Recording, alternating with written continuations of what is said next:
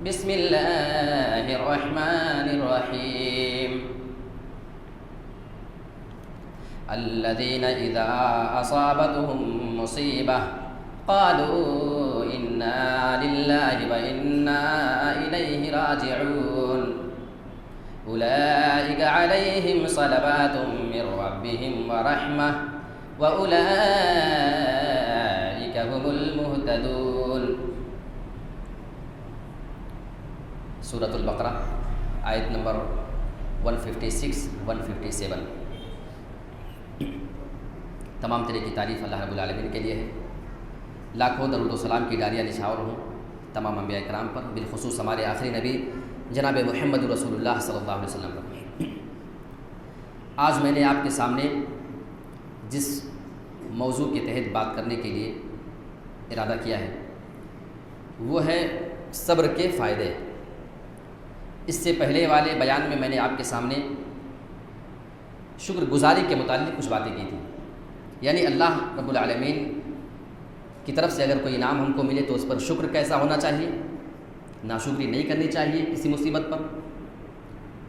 اسی طرح اس کے برعکس صبر ہے، اگر ہمیں کوئی مصیبت کوئی پریشانی آئے اور اس کے اوپر اگر ہم صبر کرتے ہیں تو اس پر ہمیں کیا انعام ملتا ہے، اس کے بارے میں قرآن اور حدیث ہم سے کیا مطالبات کرتے ہیں۔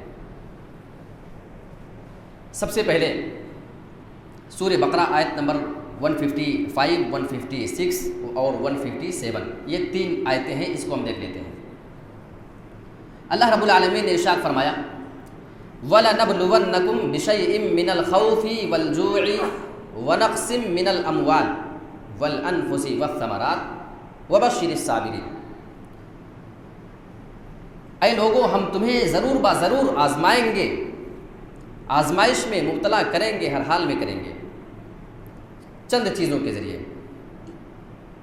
کبھی ہم تمہیں ڈر میں مبتلا کر کے، خوف میں رکھ کر کے آزمائیں گے، کبھی ہم تمہیں بھوکا رکھ کر کے آزمائیں گے، کبھی ہم تمہارے مالوں میں کمی کر کے آزمائیں گے، کبھی ہم تمہاری جانیں چھین کر کے آزمائیں گے، کبھی ہم تمہارے پھلوں میں تمہاری فصلوں میں کمی کر کے آزمائیں گے۔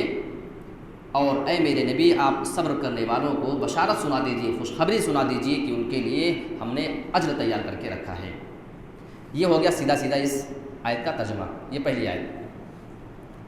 اب جو لوگ اس کے اوپر صبر کر لیں تو یہ کن لوگوں کے لیے ہے، اللہ رب العالمین آگے اس کی وضاحت کر رہا ہے، اور ان کے لیے انعام کے طور پہ کیا ملے گا اس کے اگلی آیت میں اللہ رب العالمین اس کے بارے میں بتا رہا ہے۔ الذین اذا اصابتهم مصیبہ قالوا انا للہ وانا الیہ راجعون۔ جن لوگوں کے اوپر کوئی مصیبت آتی ہے، کوئی پریشانی آ جاتی ہے، کوئی دکھ، ان کے اوپر کوئی تکلیف آ جایا کرتی ہے، قالوا انا للہ وانا الیہ راجعون، تو وہ اس چیز کو اللہ رب العالمین کی رضا سمجھتے ہیں، اللہ کی مرضی سمجھتے ہیں، اور ان کی زبان سے نکلتا ہے انا للہ، ہم سبھی لوگ اللہ کی امانت ہیں، وَإِنَّا إِلَيْهِ رَاجِعُونَ، اور ہم سبھی کو بھی اللہ کی طرف لوٹ کر کے جانا ہے۔ یعنی جب کسی مصیبت کے ذریعے اللہ رب العالمین اپنے بندوں کو آزمائش میں ڈالے اور جن بندوں کی زبان سے نہ شکر کے الفاظ نہ نکلے بلکہ وہ صبر کرتے ہوئے یہ جملے نکالتا ہے، تو اللہ رب العالمین فرماتا ہے اولئک علیہم صلوات من ربہم ورحمہ، یہی وہ لوگ ہیں جن پر اللہ رب العالمین کی طرف سے نوازشیں نازل ہوتی ہیں، ورحمہ، اور ان کے لیے اللہ رب العالمین کی رحمت بھی نازل ہوتی ہے، وَأُولَئِكَ هُمُ الْمُهْتَدُونَ، اور یہی لوگ ہدایت یافتہ ہیں، ہدایت پانے والے ہیں۔ یعنی اس آیت کریمہ میں اللہ رب العالمین نے یہ واضح کر دیا ہے، اگر کوئی بندہ کسی بھی مصیبت کے اوپر صبر کرتا ہے تو اس صبر کرنے کی وجہ سے اللہ رب العالمین اس آدمی کو تین چیزیں نوازتا ہے۔ ایک تو صلوات، دوسرے رحمت، صلوات مطلب نوازش، اللہ کی نوازش اور زیادہ ہوگی آپ کے اوپر، پلس رحمت، پلس ہدایت، غور کریں کہ یہ تین چیزیں صرف ایک صبر کرنے کی وجہ سے ایک ساتھ اللہ رب العالمین ایک بندے کو نوازتا ہے. یہ سورہ بقرہ آیت نمبر 155, 156, 157 کے اندر اللہ نے بتایا ہے. اب آئیے ذرا ترمذی ابن ماجہ کی روایت کے مطابق ہم یہ دیکھ لیتے ہیں کہ اللہ تعالیٰ کن کو زیادہ آزماتا ہے. آپ کے اوپر اگر آزمائش آئے, آپ کو اللہ کبھی پریشانی میں ڈال دے, تو آپ یہ نہ سمجھنا کہ ہم تو سب سے برے اللہ کی نظر میں ہیں, اس لیے اللہ ہم پر آزمائش زیادہ ڈالتا ہے. آئیے یہ شک شبہ آپ کے دماغ سے دور کر دیتے ہیں. اور علامہ البانی رحمۃ اللہ علیہ نے اس حدیث کو حسن قرار دیا ہے. اللہ کے نبی جناب محمد رسول اللہ صلی اللہ علیہ وسلم نے ارشاد فرمایا, اللہ کے انبیاء سب سے زیادہ آزمائش میں ڈالے جاتے ہیں, یعنی جتنے بھی اللہ کے نبی ہیں وہ سب سے زیادہ آزمائش میں ڈالے جاتے ہیں. اور جو لوگ اللہ رب العالمین کے زیادہ قریب ہوتے ہیں ان کو اللہ اور زیادہ آزماتا ہے.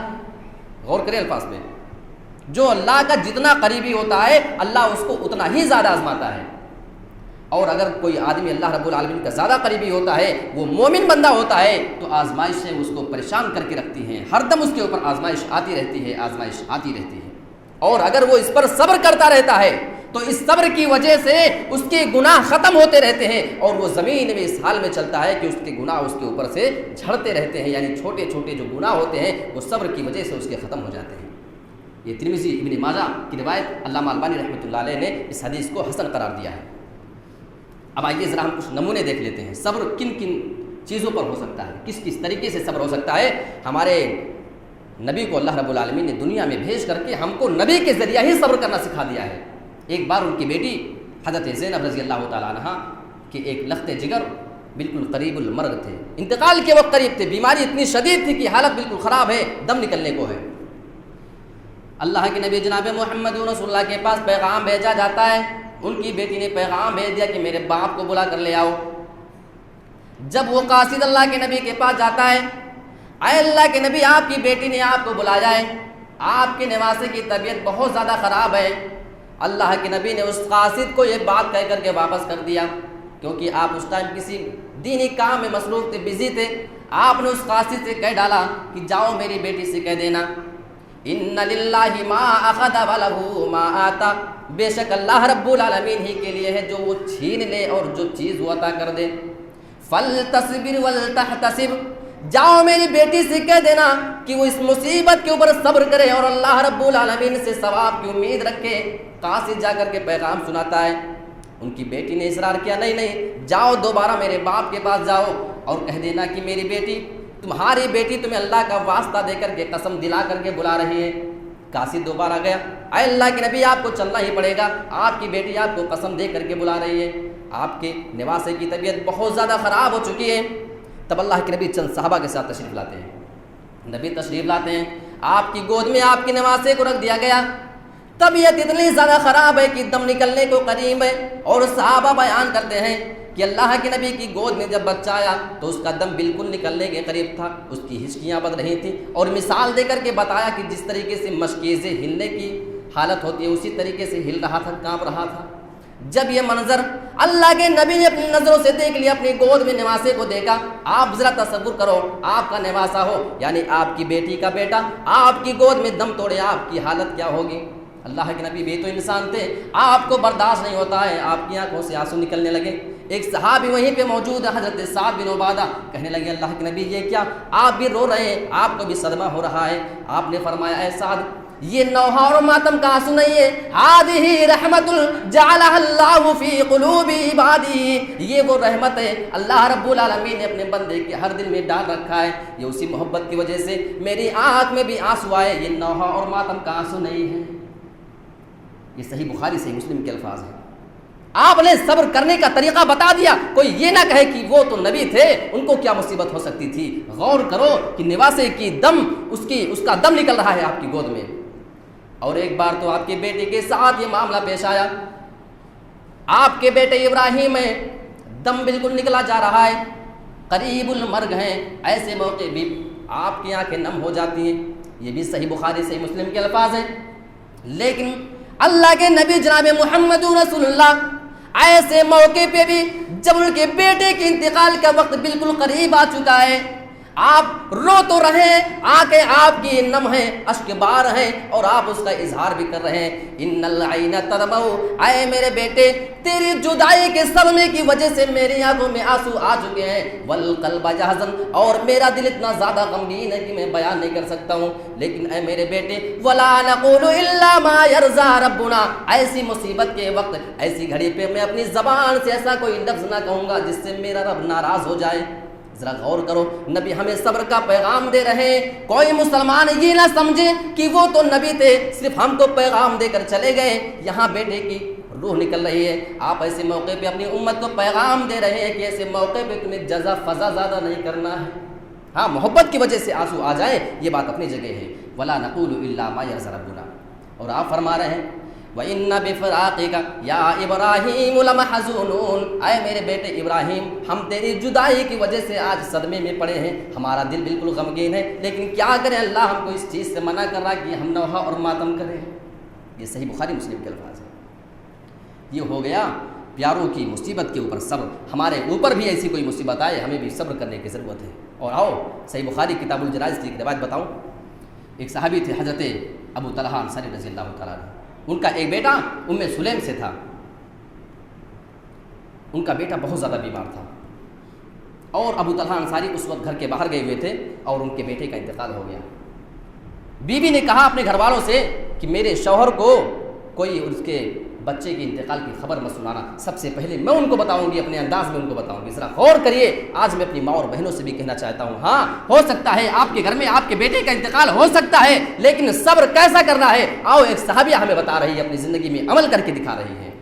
وہ قرآن مجید کی آیتوں کی روشنی میں اللہ کے انعام کو پانے کے حقدار ہیں۔ ہمیں بھی یہ سارے کام، اگر ہمارے اوپر یہ مصیبت آئے، ہم وہ چیزیں کر کے اللہ کی رحمت کو اور اللہ کی نوازش کو اور اللہ کی ہدایت کو پا سکتے ہیں۔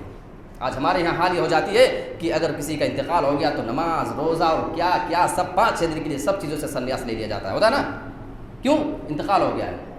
ہونا چاہیے غم، ہر آدمی کو ہونا چاہیے، لیکن ایک دائرے میں آئیے ذرا دیکھ لیتے ہیں۔ حضرت ابو طلحہ گھر تشریف لاتے ہیں شام کے وقت، جب گھر میں آتے ہیں آرام کے ساتھ ان کی بیوی نے ان کو بٹھا دیا۔ سب سے پہلا سوال کرتے ہیں کہ میرا بیٹا کہاں ہے؟ بیوی نے جواب دے دیا کہ آپ کا بیٹا آرام کے ساتھ سویا ہے، اور مجھے تو ایسا لگتا ہے کہ وہ پہلے سے زیادہ آرام میں سو رہا ہے۔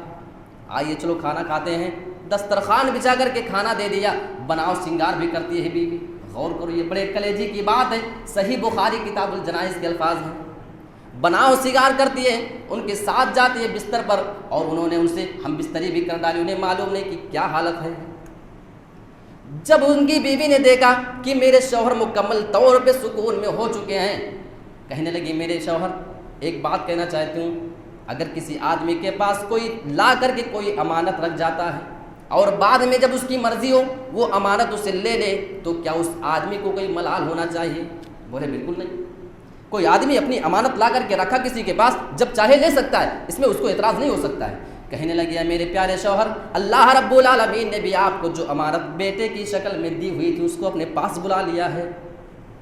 ناراض ہو گئے حضرت ابو طلحہ، مجھے پہلے کیوں نہیں بتایا؟ میں نے تم سے ہم بستری تک کر لی، جنبی ہو گیا، ناپاک ہو گیا، اس حالت میں تم مجھے بتا رہے ہو۔ اور حدیث کے الفاظ ہیں کہ صبح فجر کی اذان ہوئی تو اللہ کے نبی کے ساتھ جا کر کے نماز پڑھتے ہیں، اللہ کے نبی کو بات بتاتے ہیں کہ رات میں کیا معاملہ، کون سا میٹر پیش آیا تھا۔ اللہ کے نبی نے فرمایا کہ مجھے امید ہے کہ شاید اللہ رب العالمین تمہاری اس رات میں برکت عطا فرمائے گا۔ اور اس حدیث کے راوی کہتے ہیں کہ ایک انصاری صحابی نے مجھے بتایا کہ سلیم کے بعد میں نے دیکھا کہ 9 لڑکے پیدا ہوئے اور سارے 9 کے 9 لڑکے حافظ قرآن نکلے جا کر کے۔ یہ اللہ کے نبی صلی اللہ علیہ وسلم کی دعا کا اثر تھا۔ تو ایسے موقع پہ بھی صبر کیا جا سکتا ہے۔ یہ صحیح بخاری کتاب الجنائز کی روایت ہو گئی۔ ایک مرتبہ ایک آدمی اللہ کے نبی کے پاس آیا، اس سے پہلے بھی آیا کرتا تھا، اور اپنے ایک چھوٹے سے بیٹے کو لایا کرتا تھا۔ اللہ کے نبی نے اس سے سوال کیا کہ کیا تم اپنے اس بیٹے سے محبت کرتے ہو؟ اس نے کہا اللہ کے نبی بہت محبت کرتا ہوں، اور اللہ بھی آپ سے ایسی ہی محبت کرے جیسی میں اپنے بیٹے سے محبت کرتا ہوں، یعنی بہت زیادہ اپنے بیٹے سے میں محبت کرتا ہوں۔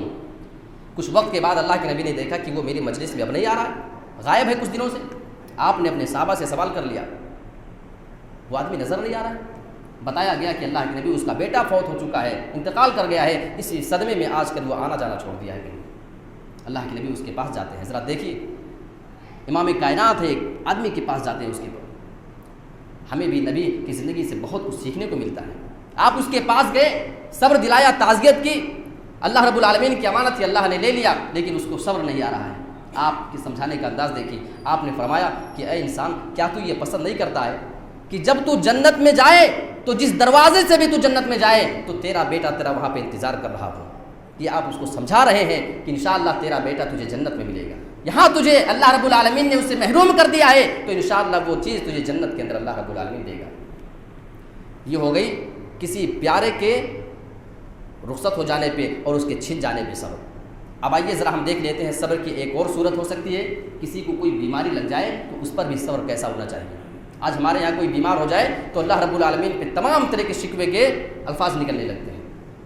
ایک کالی کلوٹی عورت تھی, وہ ایک بار اللہ کے نبی کے پاس آئی, اور صحیح بخاری مسلم کے الفاظ ہیں. اللہ کے نبی کے پاس آئی, کہنے لگے اللہ کے نبی مجھے مرگی کی بیماری آتی ہے, اور جب مرگی کا دورہ مجھے پڑتا ہے تو میں بے ہوش ہو کر گر جاتی ہوں اور میرا پردہ کھل جایا کرتا ہے, میری سطر کھل جاتی ہے. یہ بات مجھے پسند نہیں آتی ہے. آپ اللہ سے دعا کریے کہ یہ بیماری میری ختم ہو جائے.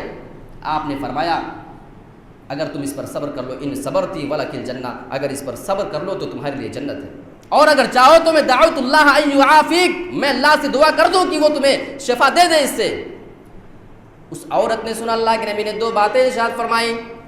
اگر تم صبر کرو گی, صبر کرنے کی وجہ سے تم کو جنت مل جائے گی, اور اگر تم چاہو تو دعا کر دیتا ہوں تمہاری بیماری صحیح ہو جائے گی. لیکن دوسری حالت میں جو دوسری شرط لگائی جا رہی ہے اس میں جنت کی بات نہیں ہے. اگر میں صبر کرتی ہوں تو اس پر تو اللہ کے نبی جنت کی ضمانت دے رہے ہیں, لیکن اگر میری بیماری ٹھیک ہو جائے تو اس پر جنت نہ ملے گی. یعنی اللہ کے نبی نے وہ ضمانت اس میں نہیں دی. عورت کہنے لگی اللہ کے نبی میں یہ چاہتی ہوں کہ میں اس پر صبر کر لوں, مجھے جنت مل جائے, لیکن اے اللہ کے نبی میں اتنا ضرور چاہتی ہوں کہ جب میں مرغی کی دوڑے میں پڑا کروں, بے ہوش ہو جایا کروں, مجھے اس پر تو کوئی اعتراض نہیں, لیکن جو میری سطر کھل جایا کرتی ہے, جو میں ننگی ہو جایا کرتی ہوں, اے اللہ کے نبی آپ اللہ سے یہ دعا کر دیجیے کہ وہ میری خرابی دور ہو جائے. یعنی جب بے ہوش ہوا کروں تو میں ننگی نہ ہوا کروں, یہ بات مجھے پسند نہیں آتی ہے. غور کریے اس عورت کے کلیجے کو ذرا. ہماری ماں اور بہنیں بھی ذرا آج اپنے گربان میں جھانک کر کے دیکھیں کہ کیا وہ بھی آج ایسے پردے کا اہتمام کرتی ہیں. اسے جب مرغی کا دورہ پڑ جائے, بے پردہ ہو جائے, کوئی گناہ نہیں ہوگا اس کے لیے, لیکن اسے اس وقت بھی یہ بات پسند نہیں کہ اس ٹائم میری بے حرمتی ہو جائے, میرا پردہ میرے جسم سے ہٹ جائے. یہ تھا پردے کا ماحول. خیر, صحیح بخاری مسلم کے الفاظ, اللہ کے نبی نے اس کے لیے دعا کیا کہ اللہ رب العالمین انشاءاللہ آج کے بعد سے تیری سطر کی حفاظت فرمائے گا. پھر وہ بے ہوش ہوا کرتی تھی, مرغی کا دورہ پڑتا تو تھا لیکن اس کی سطر نہیں کھلا کرتی تھی. ایک بار حضرت عائشہ رضی اللہ تعالیٰ عنہ نے بیان فرمایا, یہ حدیث بھی صحیح بخاری مسلم کی ہے. کہتی ہے کہ میرے پاس ایک عورت آئی. دیکھیے آزمائش ایک اور طریقے سے ہو سکتی ہے, کسی کو بیٹیوں کے ذریعے سے بھی آزمایا جا سکتا ہے. اور میں تو کہتا ہوں کہ آج کل بیٹیوں کے ذریعے اگر کسی کو آزمایا جاتا ہے تو ہمارے اس سماج نے اتنا بوجھ بنا دیا ہے ایک بیٹی کو کہ اس کے لیے سب سے بڑی مصیبت اگر اس زندگی میں کوئی نظر آتی ہے تو بیٹیوں کی پرورش کرنا نظر آتی ہے, جبکہ یہ چیز تھی نہیں مصیبت. اس کو مصیبت ہم نے اور آپ نے اپنے لیے بنا لیا ہے. ورنہ بیٹی کی پیدائش تو آپ قرآن مجید میں اگر انداز دیکھیں نا اللہ رب العالمین کا کہ ہم جس کو چاہتے ہیں لڑکی دیتے ہیں, جس کو چاہتے ہیں لڑکا دیتے ہیں, جس کو چاہتے ہیں دونوں دیتے ہیں, جس کو چاہتے ہیں کچھ نہیں دیتے ہیں. 4 چیز کا اللہ رب العالمین نے ذکر کیا ہے. سب سے پہلی چیز کا جو اللہ رب العالمین نے ذکر کیا ہے, لڑکی کا ذکر کیا ہے. اس سے پتہ چلتا ہے کہ پہلی اولاد اگر لڑکی پیدا ہو تو یہ آدمی کے لیے زیادہ خیر کا سبب ہے. لیکن آج حالت یہ ہے کہ اگر کسی کے یہاں اولاد کی پیدائش ہو جائے, پتہ چل جائے کہ لڑکی پیدا ہوئی تو سر جھک جاتا ہے, اتنی خوشی اس کو نہیں آتی جتنی بیٹے کی پیدائش پہ ہوتی ہے. یہ مزاج بنایا ہے ہم نے اور آپ نے. ورنہ اللہ کے نبی کی تو 4 بیٹے اللہ رب العالمین نے ان کو دے کر کے رکھی. اور آپ تعجب کریں گے, آپ کے لڑکے بھی پیدا ہوئے لیکن لڑکے جتنے پیدا ہوئے, نر اولاد جتنی آپ کی آئیں, وہ ان میں سے کوئی بڑی نہیں ہوئی, بچپن ہی میں سب کا انتقال ہو گیا. اور 4 بیٹیاں آپ کی پیدا ہوئی, 4 کے چاروں بڑی ہوئی, جوانی کی حالت میں شادی بیاہ, ان کا گھر بار سب کچھ بس.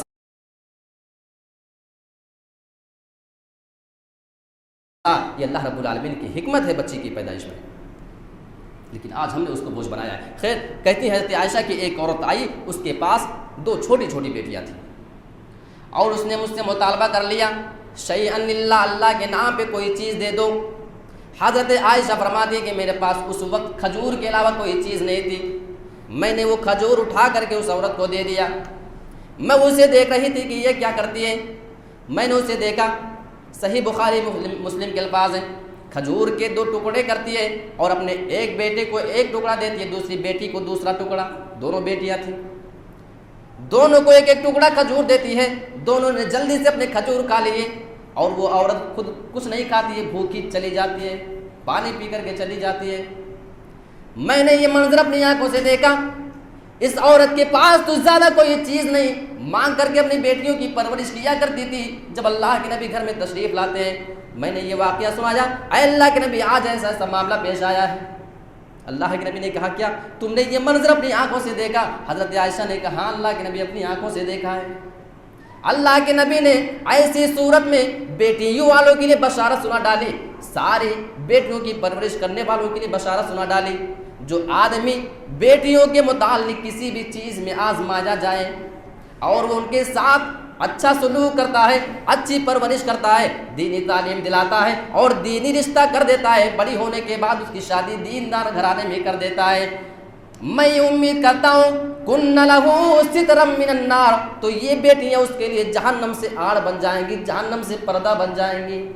معاف کیجئے گا، اللہ کے نبی نے کبھی بھی کسی موقع پہ یہ نہیں فرمایا کہ اس کا بیٹا اس کے لیے جہنم سے آڑ بن جائے گا، لیکن جب بیٹی کی بات آتی ہے تو بیٹی کی عظمت کو اللہ رب العالمین نے اور ہمارے نبی جناب محمد رسول اللہ نے اتنا اونچا بتایا ہے کہ آپ کی بیٹی اگر ہے، اگر اس کی اچھی پرورش آپ کر لیتے ہیں تو وہ آپ کے لیے جہنم سے آڑ اور پردہ بن سکتی ہے، آپ کو جہنم میں جانے سے روک سکتی ہے۔ لیکن آج بیٹیوں کو ہم نے اتنا بوجھ بنا لیا کہ بیٹی کی پیدائش ہمارے لیے ناگوار محسوس ہونے لگی ہے، یعنی ہمارے لیے کوئی جہنم سے آڑ بنے، پردہ بنے، آج ہم نے اس چیز کو پسند کرنا چھوڑ دیا ہے۔ دوسرے الفاظ میں ہم اس کو یہ بھی کہہ سکتے ہیں، ایک بار حضرت ام سلمہ رضی اللہ تعالیٰ عنہ، یہ کون ہے معلوم ہے؟ اللہ کے نبی کی بیوی ہے، جانتے ہیں نا حضرت ام سلمہ رضی اللہ تعالیٰ عنہ۔ پہلے ان کی شادی دوسرے سے ہوئی تھی، بعد میں جب ان کا انتقال ہوا تو اللہ کے نبی کی عقد میں آئی۔ یہ کہتی ہے کہ میں نے اللہ کے نبی کو یہ ارشاد فرماتے ہوئے سنا تھا کہ اگر کسی مسلمان پر کوئی مصیبت آئے، کوئی پریشانی آئے اور اس مصیبت اور پریشانی پہ اگر وہ صبر کر لیتی ہے، صحیح مسلم کے الفاظ ہیں، اگر وہ اس پر صبر کر لے اور انا للہ و انا الیہ راجعون پڑھ لے اور اللہم اجرنی فی مصیبتی واخلف لی الخیر منہا پڑھ لیا کرے، یعنی اے اللہ ہم تیری ہی امانت ہیں، تیری طرف ہم کو لوٹ کے جانا ہے اور تو ہمیں اس کا اجر دے، اس کا ثواب دینا اور اس سے بہتر چیز، اس سے بھلی چیز ہم کو تو نصیب کرنا۔ اگر کوئی انسان یہ پڑھ لے تو اللہ تعالیٰ اس کے لیے کوئی بہتر چیز عطا کر دیتا ہے۔ انہوں نے کہا یہ چیز میں نے سن رکھی تھی۔ کچھ وقت کے بعد میرے شوہر کا انتقال ہو جاتا ہے۔ جب میرے شوہر کا انتقال ہوا، مجھے اللہ کے نبی کی وہ حدیث یاد تھی کہ آپ نے یہ بات فرمائی ہے۔ کہنے لگی میں نے بہت سوچا، یہاں تو میرے شوہر کا انتقال ہو گیا ہے اور میں نے اللہ کے نبی سے یہ فرمان سن رکھا ہے اگر کوئی کسی مصیبت کے موقع پہ انا للہ و انا الیہ راجعون پڑھ لیا کرے تو اللہ تعالیٰ اس سے بہتر چیز اس کو عطا کر دیتا ہے۔ حضرت ام سلمہ بیان کرتی ہیں میں نے بہت زیادہ سوچا کہ یہ تو میرے پیارے شوہر، اس سے زیادہ بہتر بدلہ ہم کو کیا مل سکتا ہے؟ یہ تو سب سے پہلے ہجرت کرنے والوں میں سے تھے، ایک عظیم صحابی کی حیثیت سے آپ زندہ رہے، اس سے بہتر بدلہ مجھے کیا مل سکتا ہے؟ لیکن کہتی ہے کیونکہ سنا تھا میں نے نبی کی زبان سے، میں نے سوچا کہ لاؤ پڑھ لیتی ہوں۔ ذرا دیکھیے برکت اس کی، انا للہ و انا الیہ راجعون پڑھ لیا۔ یہ بیان کرتی ہیں کہ عدت گزرنے کے بعد کچھ وقت گزر جاتا ہے، اس کے بعد میرے گھر میں خود جناب محمد رسول اللہ نے نکاح کا پیغام میرے لیے بھیج دیا۔ اللہ اکبر، کون آیا؟ نبی کے نکاح کا پیغام ان کے پاس آ گیا اور نبی کی بیوی بننے کا شرف ان کو حاصل ہو گیا۔ اللہ رب العالمین، ان کا گمان تھا کہ اس سے بہتر بدلہ مجھے مل ہی نہیں سکتا ہے۔ ایک بیوی کے لیے شوہر انتقال کر جائے تو اس سے بہتر چیز کے بارے میں کیسے سوچ سکتی ہے؟ نہیں سوچ سکتی۔ لیکن پڑھا اس نے، اللہ کے نبی کے ان الفاظ پہ بھروسہ تھا ان کو، لیکن اس برکت کی وجہ سے بعد میں اللہ رب العالمین نے ان کو خود نبی دے دیا کہ لو تمہارے اس صبر کی بنا پہ ہم تم کو نبی عطا کر رہے ہیں۔ اسی طریقے سے صبر اور بھی کئی چیزوں میں اللہ کے نبی نے فرمایا تھا، اگر اللہ رب العالمین فرماتا ہے جب میں کسی بندے کو دو محبوب چیزیں چھین کر کے آزماؤں، دو محبوب چیزیں چھین کر کے اس کو آزماؤں اور اس کے اوپر اگر وہ صبر کر لیتا ہے تو عوضتہ الجنہ، میں اس کے عوض، اس کے بدلے اس کو جنت نصیب کر دیتا ہوں۔ حدیث کی وضاحت کی گئی، یعنی اللہ کے نبی صلی اللہ علیہ وسلم نے یہاں پہ دو آنکھیں مراد دی ہیں۔ یعنی اللہ رب العالمین اگر کسی کو دو آنکھیں چھین کر کے اندھا کر کے، اللہ کی آزمائش کے بہت سارے طریقے ہو سکتے ہیں، آپ کی آنکھیں کبھی چھین کر کے بھی اللہ آزما سکتا ہے۔ اللہ فرماتا ہے اگر کسی بندے کی آنکھ میں نے دنیا میں چھین لی اور اس بنا پہ اگر وہ صبر کر لیتا ہے تو اس صبر کرنے کی بنا پہ میں اسے سیدھا جنت میں داخل کروں گا، لیکن صبر کرنا پڑے گا۔ آج ہمارے اندر سے وہ صبر والی چیز شاید بہت دور تک ختم ہو چکی ہے۔ ایک بار اللہ کے نبی نے صبر کے بارے میں آپ کو بتاؤں، اللہ کے نبی ایک بار گزر رہے تھے۔ ایک بات آپ یہ جان لیں کہ صبر کرنا ہے تو جو مصیبت آئے تو اسی ٹائم پہ صبر کیا جائے، وہی اصل صبر ہوتا ہے۔ کچھ ٹائم گزر جائے، کچھ مہینہ گزر جائے، آپ بالکل نوحہ ماتم کر لیں، جو چیخنا چلانا رہے اور وہ کام کر لیں، اس کے بعد آپ کہیں کہ صبر کرتا ہوں، تو وہ اصل صبر نہیں ہے۔ صبر اصل وہ ہے جو عین ٹائم پہ کیا جائے، کوئی مصیبت آئی اسی ٹائم پہ اپنے آپ کو سنبھال لے جائے، صبر کر لے، اصل صبر اس کو کہا جاتا ہے۔ اللہ کے نبی ایک قبرستان کے پاس سے گزرے، آپ نے دیکھا کہ ایک بوڑھی عورت ہے اور وہ بیٹھ کر کے وہاں پہ خوب چیخ چیخ کر کے رو رہی ہے۔ آپ نے فرمایا اتق اللہ واصبری، اللہ سے تمہیں ڈرنا چاہیے، صبر کرنا چاہیے۔ اس عورت نے اللہ کے نبی کو پہچانا نہیں، آپ سے کہا کہ جائیے آپ اپنا کام کریں، ہمیں جو مصیبت پہنچی وہ صبر تم کو نہیں پہنچی ہے، اور تمہیں کیا معلوم کہ مجھے اس کون سی مصیبت کی گھڑی نہیں گھیرا ہے۔ اللہ کے نبی نے کچھ نہیں کہا، چلے آئے۔ ذرا غور کیجیے کہ وہ اللہ کے نبی تھے، کتنے سادے انداز میں رہا کرتے تھے کہ وہ بڑھیا پہچان ہی نہیں سکی کہ اللہ کے نبی ہو سکتے ہیں۔ اس سے پتہ چلتا ہے کہ اللہ کے نبی بہت سادگی کی زندگی گزارا کرتے تھے۔ اور اتنا ہی نہیں، آگے آپ اور تعجب کریں گے، اس کے بعد اس عورت کو بتایا گیا، اس بڑھیا کو، کہ جانتی ہے کس کے بارے میں تم نے کہا ہے، کس کو اپنے پاس سے تم نے ڈانٹ کے بھگایا ہے؟ وہ اللہ کے نبی تھے، وہ اللہ کے رسول تھے جن کو تم نے ڈانٹا۔ کہنے لگی میں تو برباد ہو گئی، جلدی سے بھاگ کر کے اللہ کے نبی کے گھر پہ آئی، دروازے کے پاس، چلو بتاؤ مجھے، جا کر کے معافی مانگ لیتی ہوں اللہ کے نبی سے۔